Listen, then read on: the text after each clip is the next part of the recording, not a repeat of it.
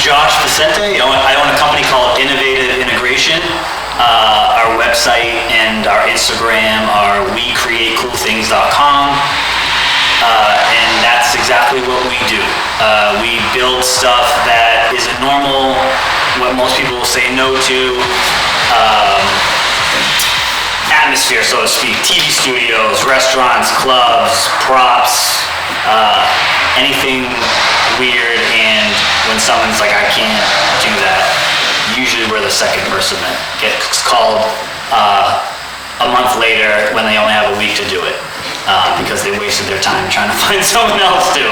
When I approach a job, it's kind of like I know what I have to work with, so to speak. So the biggest challenge that we have is because everything is so unique, it's mostly one-off stuff,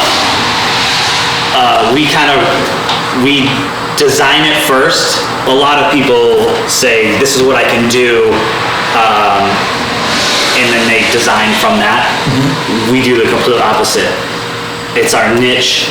We do stuff that everyone says no to, and we just trust in the tools we have, and that we can figure it out, you know. And this has saved our butt. You know, we're not a furniture company, you know. We can make it for you company. So, you know, if we make kitchen cabinets, but we use this all the time. Face frame, snap them on, it's great, boom, you know, whatever. And they'll probably only use it to do face framing, and that's what it's for. For us, we've used this to snap trim on. We've used it for the Wayfair job. It wasn't a real kitchen. They needed it in a week. It had to look like a real kitchen.